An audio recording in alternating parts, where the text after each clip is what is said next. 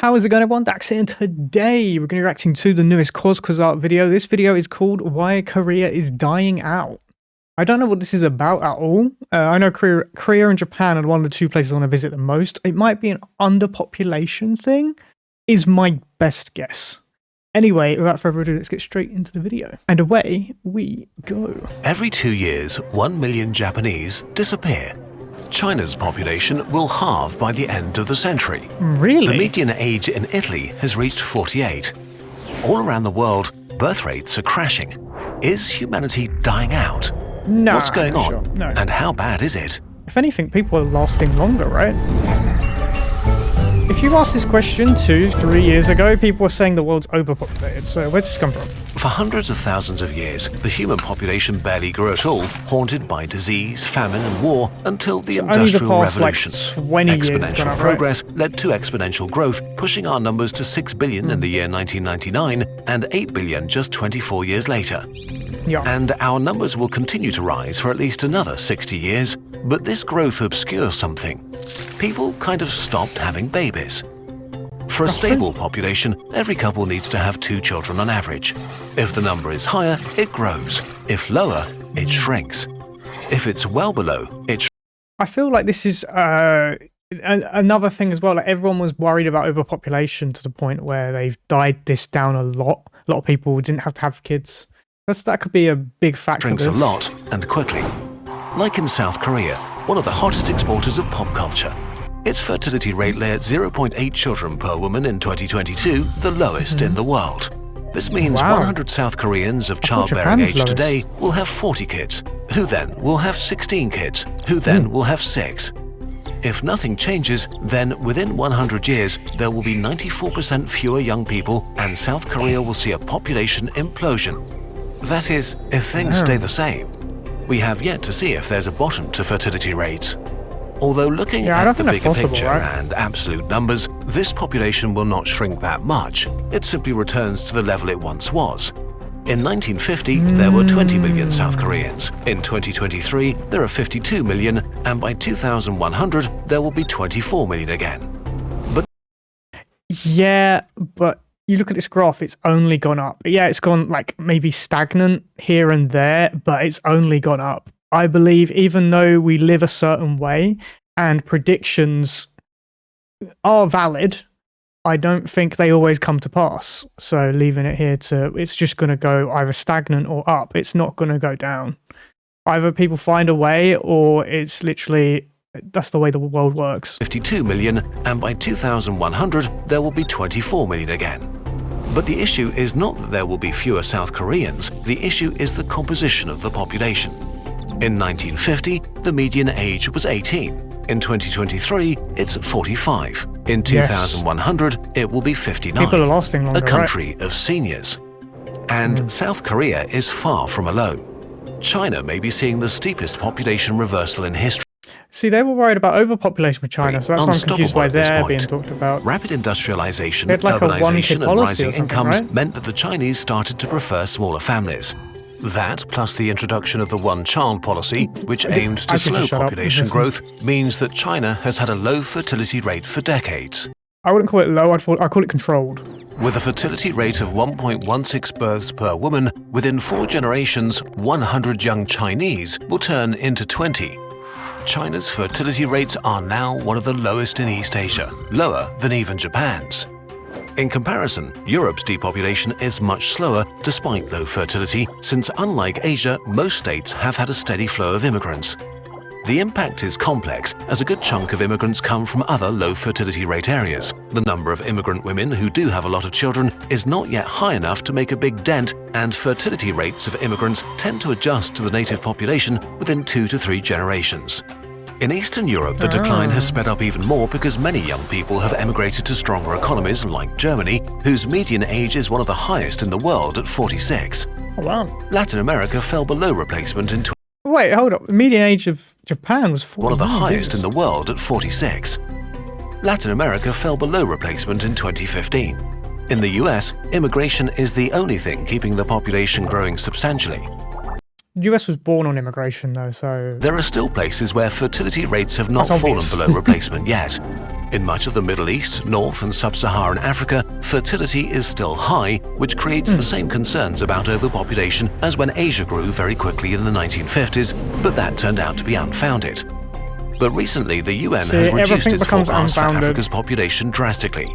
For Nigeria, estimates were lowered from 733 million to 546 million by 2100. Similar trends are being noted across the continent. As Africa develops, fertility rates are shrinking much faster than anticipated. It's becoming more likely that East Asia's story will repeat itself. By the end of the century, most places in Africa may be below replacement too. So declining birth rates and aging populations have become a... So we're looking at mostly hot countries? Nah, because they're not technically hot, right? Are the ones with the higher fertility rates. More like... Jesus, wait, so this is all low? All the orange? That's kind of crazy looking at it like that. But I don't know, man. I think it's a fair way of making people repopulate because they're worried that they're not repopulating. But this is like a scare tactic, right? So this is like the overpopulation scenario reimagined into the opposite direction. General trend all over the world. Why is all of this a big deal? Demographics and poverty. I was going to say, is it a financial thing as well? Functioning society, you need enough people in the prime of their lives. Young and middle-aged people do most of the work. In any economic system, working-age people create a society's wealth. Depends on the work, actually. With new AI coming about, a lot of jobs are going to be going. In retirement, you stop contributing as much to the economy. But the majority of healthcare costs are generated by seniors. The way the world worked in the past was that a lot of younger people took care of a few older people. Yeah. Imagine a society where most people are older than 60. The financial burden for the young will be immense, unsustainable even for the richest countries.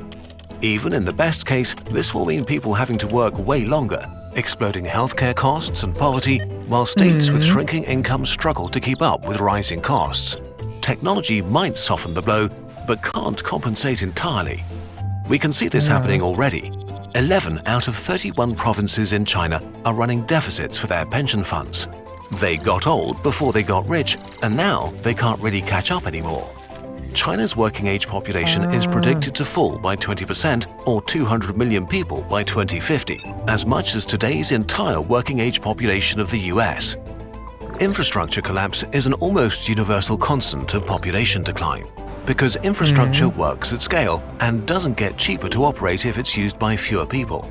If a population declines, be it because of urbanization or the loss of industry and employment, once people and their income disappear, the resources necessary to sustain infrastructure disappear too. You can see it in many depopulated towns and cities in East Germany that suffered sharp population decline after German reunification.